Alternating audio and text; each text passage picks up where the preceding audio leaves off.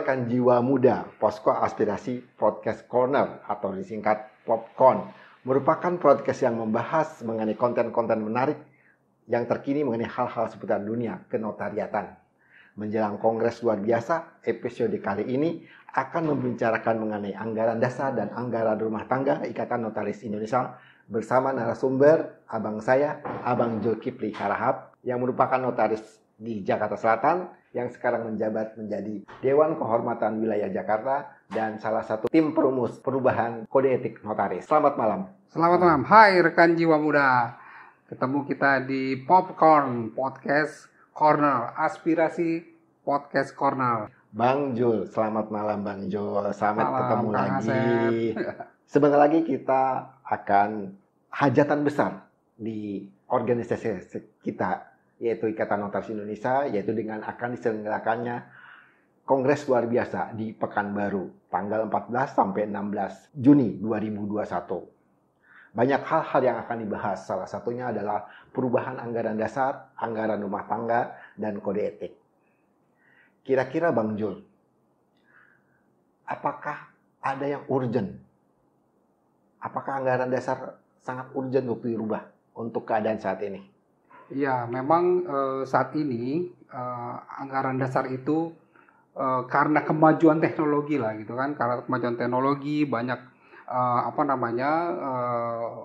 apalagi kemarin kita pandemi tidak bisa bertemu secara langsung. Akhirnya setiap pertemuan melalui Zoom meeting, melalui Google Meet gitu. Nah, ini akhirnya juga akan berdampak mungkin kepada tata cara pemilihan, baik itu sekarang aja wacana di pemilihan presiden gitu sudah diwacanakan jadi e-vote gitu. Nah, memang kedepannya dengan jumlah anggota yang banyak gitu, kita harus juga mengakomodir gitu e-vote ini. Tapi untuk penyelenggaraan e-vote itu diperlukan rambu-rambunya tuh yang diperbaiki dulu gitu. Jadi rambu-rambunya ada di anggaran dasar kita, di mana anggaran dasar kita sekarang ini kan masih mencantumkan kongres itu secara langsung gitu. Ya. Nah, langsung itu artinya memang bertemu secara fisik gitu, bertemu secara fisik dalam satu tempat yang sama. Nah, itu aturan-aturan ini dulu lah yang harus diperbaiki, harus dirubah, disesuaikan dengan e-vote-nya nanti gitu. Tapi untuk e-votingnya sendiri, e-voting secara nasional di organisasi kita yang udah umurnya lebih dari 100 tahun, itu Bang Jul setuju e-voting? E-vote setuju, cuman ketentuannya dulu tuh yang harus harus diperbaiki, harus disesuaikan lah di anggaran dasar kita. Jadi selama anggaran dasar kita belum mengakomodir mengenai ketentuan e-vote, itu belum bisa dilaksanakan gitu. Di Pekanbaru, di KLB, salah satu yang dibahas adalah perubahan anggaran dasar. Apakah cukup waktunya untuk merubah anggaran dasar nanti? Salah satu misalnya yang prioritas adalah perubahan anggaran dasar tentang e-voting. Kalau dalam satu hari seharusnya penyelenggaraan perubahan anggaran dasar tentang e-voting bisa dilaksanakan. Kita kemarin baru prakongres yang di Malang kemarin. Ya. Nah, itu kan sebenarnya sudah ada usulan-usulan untuk perubahan itu. Dan di komisi apa tuh? A ya? Komisi A. Di komisi A kan sudah dibahas mengenai perubahan anggaran dasar ya. Mestinya dari perubahan anggaran, rancangan perubahan anggaran dasar itu kan disampaikan kepada anggota dulu gitu kan. Paling lambat tuh 2 bulan sebelum dilaksanakan KLB. Ya. Nah, ini apakah ketentuan-ketentuan itu sudah dilaksanakan atau belum gitu? Artinya kalau memang ketentuan penyampaian rancangan perubahan anggaran dasar itu sudah disampaikan ke anggota, anggota kan bisa memberikan masukan, memberikan pendapatnya bagaimana, apakah memang itu sudah diperlukan oleh seluruh anggota atau tidak gitu. Kalau kita lihat di surat di PP ini waktu bulan Desember itu setelah RP3YD sebenarnya dari PP ini telah mengirimkan surat kepada anggota melalui Pengwil dan Pengda untuk draft dari RP3YD anggaran dasar untuk dibahas di tingkat Pengda dan secara berjenjang Pengda, Pengwil dan ke PP. Itu sebenarnya dari PP udah disampaikan. Ya, untuk minta masukan, Iya. minta masukannya. ya itu kembali tadi, apakah jangka waktunya itu sesuai dengan ketentuan di anggaran dasarnya atau tidak gitu. Sekarang kan kalau misalnya ada masukan-masukan dari anggota gitu, Ya. mestinya kan masukan itu yang nanti disampaikan di KLB gitu. Oke. Jadi jangan sampai anggota itu hadir dalam KLB baru mempelajari eh, rancangan perubahan anggaran dasarnya gitu. Dan apabila itu baru di situ dia akan makan waktu gitu. Oke. Jadi apa nggak sebaiknya kemarin waktu di Malang kemarin Malang, ya. itu dibuat tim ad hoc gitu. Oke. Saya kebenaran di Komisi B di Kode Etik juga dibuatkan. Jadi peserta Komisi B waktu itu yang membahas perubahan kode etik membuat tim ad hoc. Jadi mereka sudah mengkuasakan kepada tim ad hoc untuk membuat perubahan seluruh kode etiknya gitu. Jadi perlu diketahui jiwa muda, yaitu waktu RP3YD di Malang, pembahasan tentang anggaran dasar itu tidak dibentuk tim ad hoc. Berbeda dengan perubahan kode etik. Di Komisi B waktu itu dibentuk tim ad hoc, sehingga perumusnya ada. Sedangkan di perubahan anggaran dasar diserahkan ke Pengwil, ke Pengda untuk dibahas, diberikan masukan-masukan. Ada beberapa Pengwil yang setelah memberikan masukan ke pengurus pusat, tetapi di draft terakhir yang kita terima untuk pelaksanaan KLB masih tetap draft dari RP3YD Malang. Itu yang menjadi pembicaraan dari rekan-rekan mengapa draft yang dari Pengwil itu tidak dibahas. Itu Bang, yang jadi isu di medsos. Jadi Pengwil dari berjenjang ya, anggota ke Pengda, ada Pengwil udah menyerahkan ke PP, tetapi draft terakhir dari PP untuk pelaksanaan KLB tetap menggunakan draft dari RP3YD Malang. Itu menjadi pertanyaan. Dan yang jadi isu lagi Bang untuk KLB nanti yaitu draft anggaran dasar itu disampaikan harus kan 2 bulan sesuai dengan pasal 20 anggaran dasar ya. Maaf, pasal 21 di ayat 1-nya bahwa merubah anggaran dasar dan kode etik yang rencananya perubahan dipersiapkan oleh pengurus pusat yaitu 2 bulan. Tetapi kenyataan hanya 1 bulan dikirim. Itu bagaimana tanggapannya, Mbak? Nah, ini maksudnya sudah dikirimnya 1 bulan, terus draft yang dikasih tidak ada juga masukan-masukan yang diterima dari Pengwil. Ini kan berarti ada yang nggak benar, ada yang miss di sini gitu. Mestinya setelah dia kirim ke anggota melalui Pengwil Pengda gitu, masukan-masukan dari anggota itu yang diakomodir gitu, bahwa misalnya dari anggota untuk pasal ini ada usulan sebagai berikut. Kalau misalnya rancangannya itu sama dengan rancangan yang ada di Malang, buat apa mereka minta pendapat dari anggota gitu. Ini kan artinya kalau anggota sudah memberikan masukan, dia mengabaikan gitu masukan-masukan anggota gitu. Maksudnya ada apa ini gitu. Okay.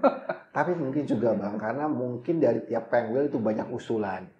Berbeda dengan perubahan UKEN. Perubahan UKEN dibentuk tim perumus atau tim ad hoc akan lebih spesifik. Jadi pembahasannya lebih mendalam.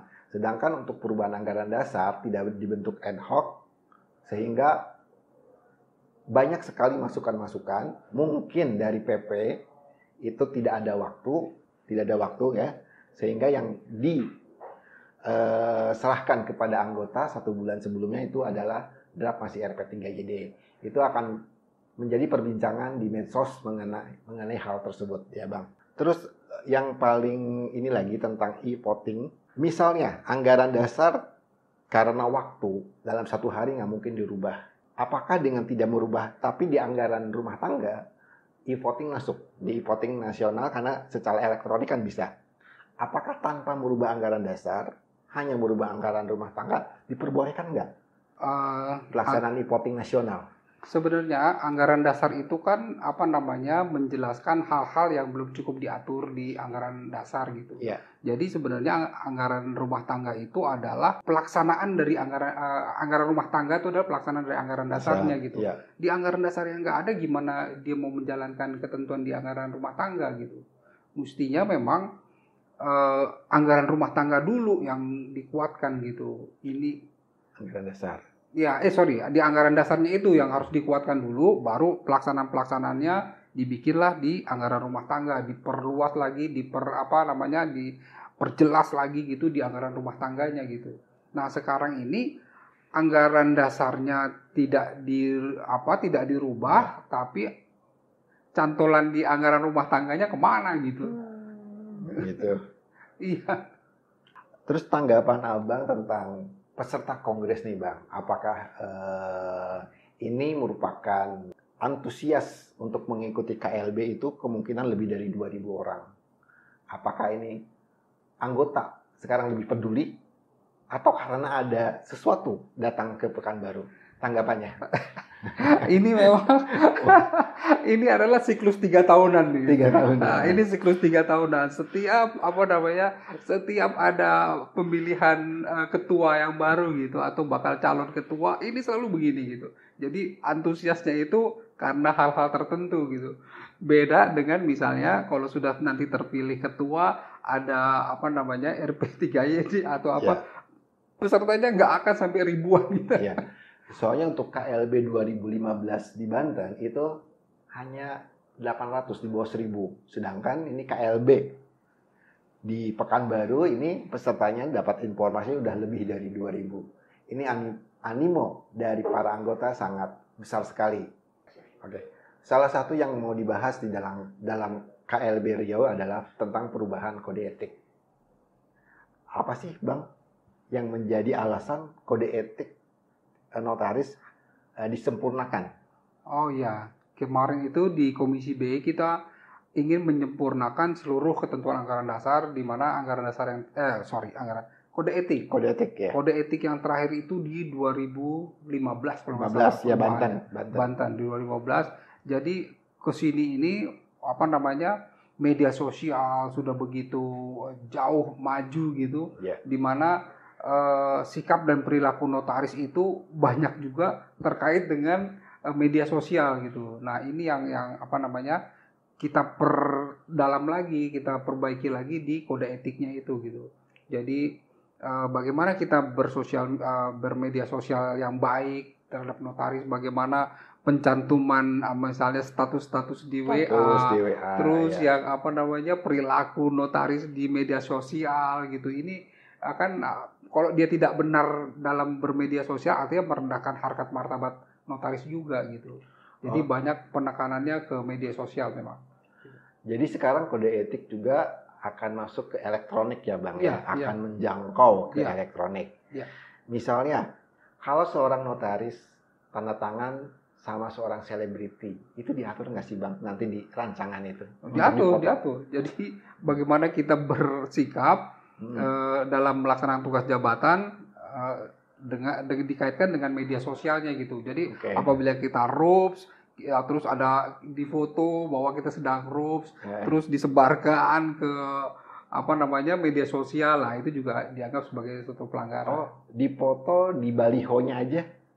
Kalau dipoto seorang notaris di balihonya aja, bukan dalam pelaksanaan RUPS. Apakah di rancangan tersebut itu merupakan satu pelanggaran? Iya, dia kan sebenarnya harus menutup serapat-rapatnya pembuatan aktenya, itu kan dalam rangka pembuatan aktenya gitu. Coba bisa dibayangkan misalnya dia foto di latar belakang RUPS gitu, yang mungkin dulunya PT itu adalah PT dari rekan yang lain gitu. Dan di rekan yang lain bilang, loh kok sekarang PT itu beralih nih. Ini apakah ada persaingan tidak sehat di sini atau apa gitu, mungkin ya. Jadi itu kan nggak etis lah gitu. Tapi akan diatur ya Bang ya. Diatur. Soalnya sebelumnya saya pernah sekali dipoto di baliho. Itu masih abu-abu apakah itu pelanggaran atau tidak. Tapi untuk ke depan itu merupakan satu pelanggaran di dalam kode etik. Misalnya foto di baliho pas RUPS, karena itu merupakan rangkaian dari pelaksanaan RUPS ya Bang ya. Itu satu. Kira-kira apa lagi ya Bang yang sangat berubah di perubahan kode etik ini untuk mengatur selain elektronik? yang apa namanya, yang mendasar juga itu mengenai apa ya kemarin, sanksi-sanksi gitu. Oh, sanksi-sanksi. Jadi kita sepertinya akan mengaktifkan, memberdayakan itu apa, majelis Dewan kehormatan, Dewan Kehormatan. Dewan Kehormatan Ya, daerah. akan itu memberdayakan di sana. Dan yang lebih kemarin kita sudah juga berdiskusi dengan Pak Jimli, Asidiki, terus juga dengan Pak Edmond Makarim, ya, juga ahli IT, ya IT, cyber. yang apa namanya, Pak Jimli itu bilang dia juga kaget gitu, begitu banyak pihak-pihak yang ya ikut campur di pengawasan notaris gitu. Iya. Jadi dia bingung. Nah itu kita baru kepikiran, iya ternyata banyak bener pihak yang apa namanya ikut campur gitu ngurusin notaris ini gitu. Jadi itu juga kita nanti akan kita masukkan di kode etik itu, bagaimana kalau bisa juga memang kita kuatkan anggaran dasarnya gitu. Anggaran dasarnya dulu ya. Tadi tentang penguatan Dewan Kehormatan, Bang. Ya. Kalau tidak salah di Makassar itu di Kongres Makassar 2019, emang salah satu tujuan untuk perubahan anggaran dasar adalah penguatan di Dewan Kehormatan.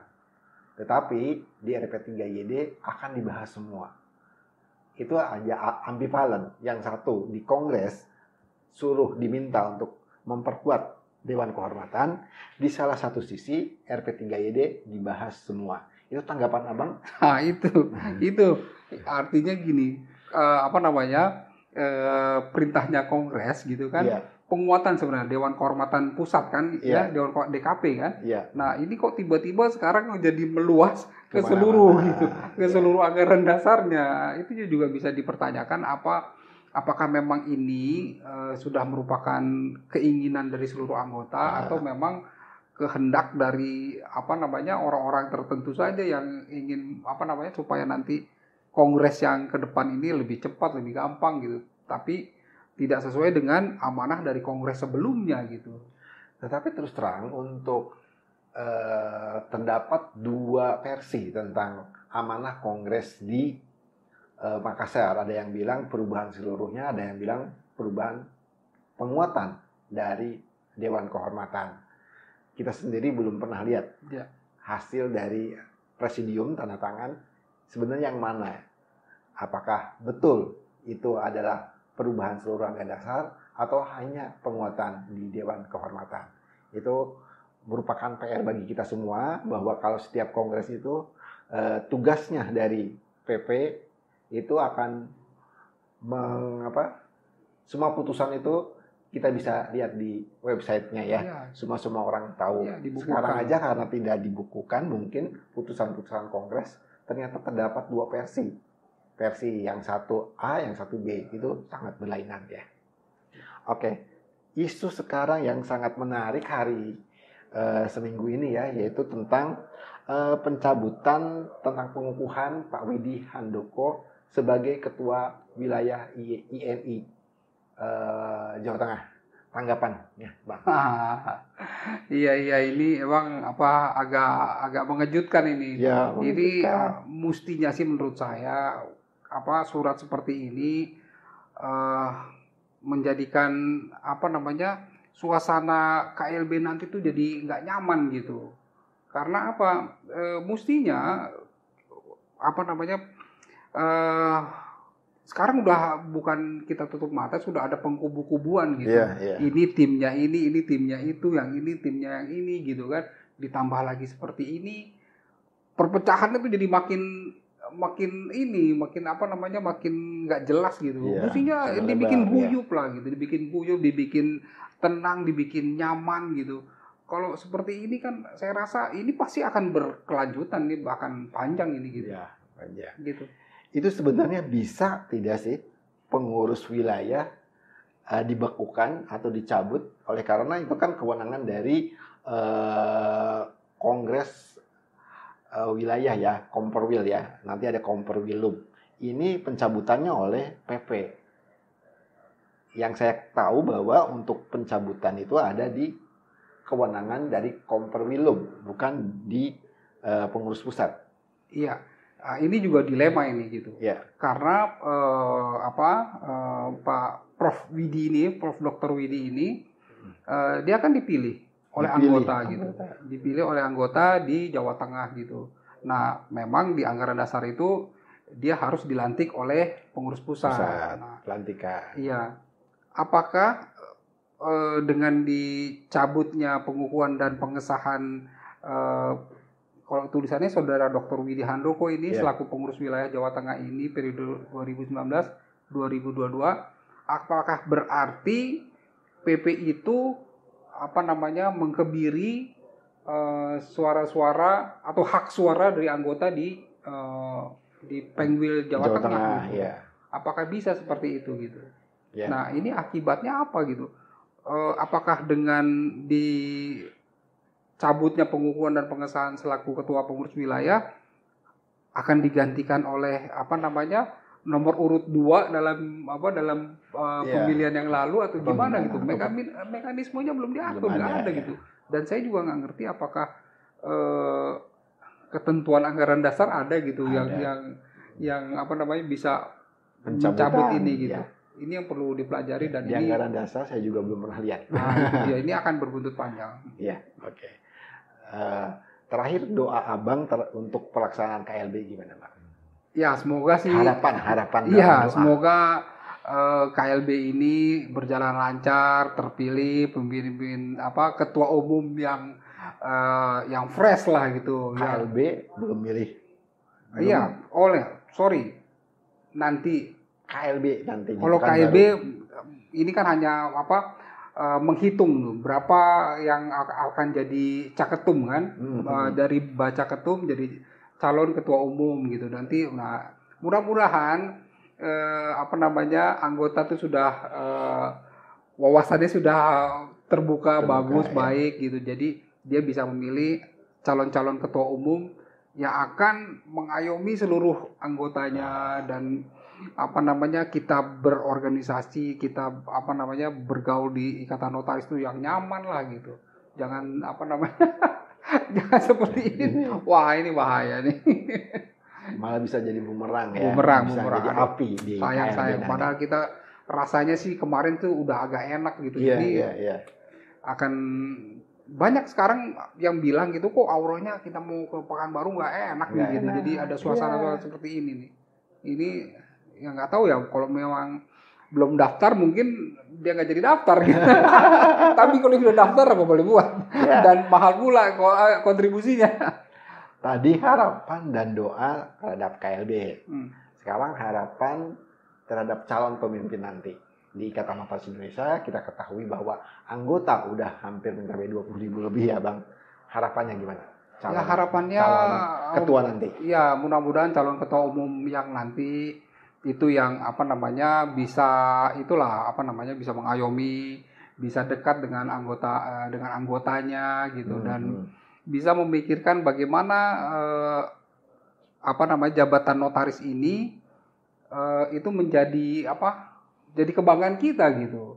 Karena selama ini saya lihat banyak yang ancaman-ancaman dalam pembuatan melaksanakan tugas jabatan tuh banyak sekali ancamannya gitu, yang digugat sana gugat sini. Rasanya untuk melaksanakan tugas tuh jadi takut banget gitu. Dan memang dari dulu kawan saya bilang notaris itu seperti manusia setengah dewa gitu, nggak boleh salah sedikit, dia salah sedikit udah banyak gitu ininya gugatannya, banyak tuntutannya gitu. Nah, di situ yang saya bilang, saya lihat kalau di anggaran dasar undang-undang advokat gitu, di undang-undang advokat itu dia malah melindungi organisasinya gitu. Dia malah melindungi kalau orang berbuat ini pidana gitu. Nah, kalau kita enggak, kita malah kebanyakan di anggaran dasar dilarang berbuat, dilarang. Jadi kita sendiri sudah membatasi diri nih. Waduh. Mudah-mudahan ke depan kita bisa lebih baik lah, insya Allah. Oke, sekian pembicaraan dengan Pak Zulkifli Harhab yang membahas tentang anggaran dasar dan anggaran rumah tangga dan kode etik yang akan diubah di KLB. Semoga dapat bermanfaat bagi para jiwa muda yang mendengarkannya. Jangan lupa like, share, and subscribe di channel YouTube The Posko studio. Sampai bertemu di Pekanbaru.